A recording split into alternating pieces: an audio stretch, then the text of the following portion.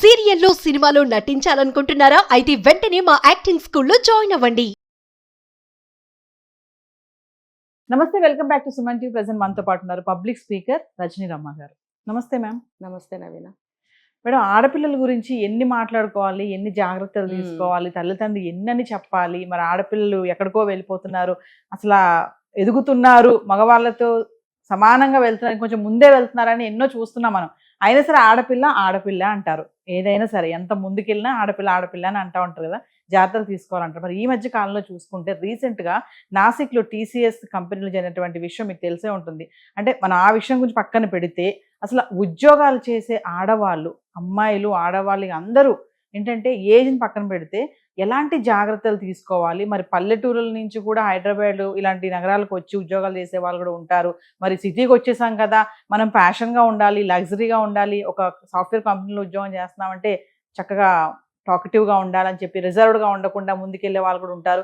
మరి ఎలాంటి జాగ్రత్తలు తీసుకోవాలి, తల్లిదండ్రులు ఏం చెప్పి వీళ్ళని పంపిస్తున్నారు, అసలు ఎలాంటి సంఘటనలు జరుగుతున్నాయి, ఎలా ఉంటున్నారు, మీరు వర్క్ చేసే ప్రెమిసెస్లో అమ్మాయిలు ఎలా ఉంటున్నారు, ఇలా ఉంటే ఇలా ఉంటుంది, ఇలా ఉండకపోతే వచ్చే పరిణామాలు ఏంటి అని అంటే? ఫస్ట్ కావాల్సింది పర్సనాలిటీ డెవలప్మెంట్. అది ఎంతమంది అమ్మాయిలకు ఉంది? సరే, అమ్మాయిలు ఇందాక మీరు చెప్పారు కదా, సమానత్వం, డెవలప్మెంట్, బాగా ఎదుగుతున్నారా, ఎదిగారా ప్రశ్నించుకోండి. వ్యక్తిత్వం లేకుండా మీ వ్యక్తిత్వాన్ని ఒకళ్ళ కాళ్ళ దగ్గర పెట్టి మీరు చేస్తున్న ఉద్యోగం మీకు ఎంతవరకు సంతృప్తినిస్తుంది? ఇది మీరు అడిగారు. ఇంటి దగ్గర తల్లిదండ్రులు ఏమి చెప్పి పంపించాలి, ఈ పాయింట్ దగ్గర నేను కొన్ని చెప్పాలనుకుంటున్నాను. తల్లిదండ్రులు అంటే ఒక జనరేషన్ బ్యాక్, వాళ్ళ టెక్నాలజీలో వాళ్ళు బ్రతికిన వాళ్ళు, ఇప్పుడు డెవలప్ అవుతున్న టెక్నాలజీని నేర్చుకోవడానికి కుస్తీ పడుతున్న వాళ్ళు, ఆ ప్రయత్నంలో వాళ్ళు తలములకలు అవుతున్న వాళ్ళు. అంటే పాపం అది నేర్చుకోవాలని ఈది ఈది ఈది పాపం చాలా కష్టపడుతున్నారు ఆ టెక్నాలజీని తెలుసుకోవడానికి.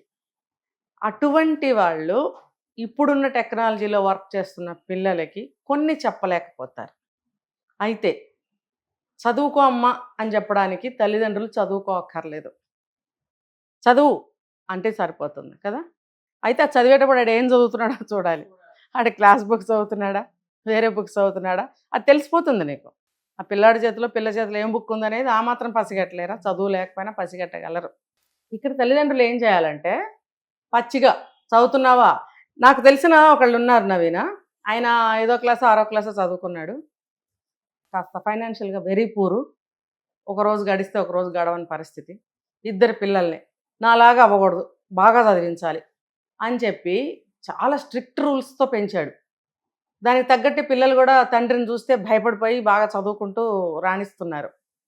కొంచెం టైంకి ఇంట్లో లేకపోతే కొంచెం సేపు బయట ఆడుకుంటే తీసుకొచ్చి గుంజకి కట్టేసి బాగా కొట్టేవాడు. ఇంకా వాళ్ళు స్పృహ తప్పాల్సిందే. అంటే ఒక 15 ఇయర్స్ బ్యాక్ విషయం ఇది. కట్ చేస్తే ఇప్పుడు ఆ పిల్లలు 2 బ్రహ్మాండంగా డెవలప్ అయ్యి బాగా డబ్బులు సంపాదిస్తున్నారు, విదేశాల్లో కూడా ఉన్నారు. వాళ్ళ వల్ల ఈ తల్లిదండ్రులు కూడా చాలా సంతోషంగా సుఖంగా ఉన్నారు. అంటే అతను చదువు లేదు, భార్యకి అసలే లేదు, కానీ పిల్లల్ని చదువుకో అనడానికి తనకు తెలిసినది ఏదో పాటించాడు. కొట్టమని కాదు నా ఉద్దేశం. ఆ రోజుల్లో ఆయనకు తోచింది ఓ 15-20 క్రమశిక్షణ. నువ్వు ఏ టైంకి ఎక్కడ ఉండాలి, నువ్వు ఆడుకో, నేను ఆడుకోవద్దు అనట్లేదు, నువ్వు పాడుకో వద్దనట్లేదు, తిను వద్దనట్లేదు, టైం దాటాక నువ్వు బయట ఎందుకున్నావు. అప్పుడు సెల్ ఫోన్లు ఇవన్నీ పెద్దగా లేవు, ఉన్నాయి కానీ వాళ్ళకి అసలు ఒకరోజు తింటే తిన్న వాళ్ళకి రెండో రోజు సెల్ ఫోన్లు ఇచ్చే తాహత ఉందా? మరి కోవిడ్ వచ్చి 6 సంవత్సరాలు అవుతుంది, దానికి ముందు ఒక 10 సంవత్సరాల ముందు చూసుకుంటే ఎలా చదివారు పిల్లలు? ఇప్పుడు సెల్ ఫోన్ లేదే చదువు లేదు, దిక్కు లేదు, మొత్తం ఫీడింగే. అప్పుడేంటి, ఓన్గా ప్రిపేర్ చేసుకుని చక్కగా చదువుకున్నారు. ఈ సెల్ ఫోన్లు కోవిడ్ రాకముందు అంతా కూడా సెల్ ఫోన్ ఉన్న పిల్లల చేతుల్లో ఎక్కడ ఉండేవి కావు. ఇప్పుడు చిన్న పుట్టినోడి చేతిలో కూడా ఫోనే. మరి ఇది ఎక్కడ ఉంది అంటే తల్లిదండ్రుల దగ్గర. కాబట్టి తల్లిదండ్రులు స్ట్రిక్ట్గా క్రమశిక్షణ అనేది పిల్లల్ని కన్న రోజు దగ్గర నుంచి పాటించాలి. నేను ఇది ప్రతిసారి మొత్తుకుంటూనే ఉన్నా. ఏ వయసుకి ఆ ఎడ్యుకేషన్ పిల్లలకి ఇస్తూ రండి. ఇచ్చినప్పుడు వాళ్ళల్లో ఒక క్రమశిక్షణ, ఒక భయము, మళ్ళీ ఏం చేయొచ్చు చేయకూడదని విచక్షణ అలవడతాయి వాళ్ళకి 13-14 ఏళ్ల వయసుకి. అప్పుడు వాళ్ళు ఏ తప్పు చేయరు. వాళ్ళు సిటీలో ఉన్నా సరే, పల్లెటూరులో ఉన్నా సరే జాబ్స్ కోసం ఇలా బయటకు వచ్చినప్పుడు వాళ్ళ పరిధిలో వాళ్ళు ఉంటారు. నేను చెప్పా కదా, విచక్షణ ఉంటుంది వాళ్ళకి. ఇక్కడ ఒక గ్రూప్ ఫామ్ అయినప్పుడు టీసీఎస్ కంపెనీలో ఒక గ్రూప్ ఫామ్ అయ్యి ఎలా అమ్మాయిలను టార్చర్ పెట్టారు అనే దాంట్లో వీళ్ళు చిక్కుకోరు. ఎందుకంటే విచక్షణ ఉంది ఇక్కడ. ఇంట్లో కట్టుబాట్లు చేస్తూ ఉంటాయి. ఇంకా వాళ్ళు ప్రత్యేకంగా ఇలా ఉండి అలా ఉండి అని చెప్పి పంపక్కర్లేదు. ఎందుకంటే చిన్నప్పటి నుంచి చూస్తూనే ఉన్నారు. ఇది చేస్తే ఇంటి దగ్గర ఏమవుతుందో, ఇలా ఉంటే ఇంటి దగ్గర ఏమవుతుందో, ఇమీడియట్ యాక్షన్ అనమాట ఇంటి దగ్గర. లేకపోతే అర్జెంటుగా రా ఇంటికి అని ఫోన్ చేస్తారు, ఉత్తరం రాస్తారు, వెళ్ళిపోవాల్సిందే. లేకపోతే వాళ్ళే వచ్చి నుంచుంటారు. పాత సినిమాల్లో కూడా మనకు చూపిస్తారు. కొడుకు ఉత్తరం రాస్తే రాకపోతే తండ్రి వచ్చి ఆఫీస్లో కొడుకు ఎదురుగా నుంచుంటాడు. ఏంటి నాన్న ఎలా వచ్చేసావు, పరుగు పోతుంది ఇక్కడ అంటే, ఏరా నా పరుగు పోతుందా, నీ పరువే తీస్తాను రా అంటాడు. అలా కనుక చేసినట్టయితే భయం అనేది రకరకాలుగా ఉంటుంది. ఇలాంటి విషయాలు, ఇలాంటి భయం ఖచ్చితంగా పిల్లలకి ఉండాలి. తల్లిదండ్రులు అంటే భయం ఉండాలి. ఇంట్లో ఉన్న డిసిప్లిన్ దాటితే ఏమవుతుందనే భయం అనేది ఉండాలి.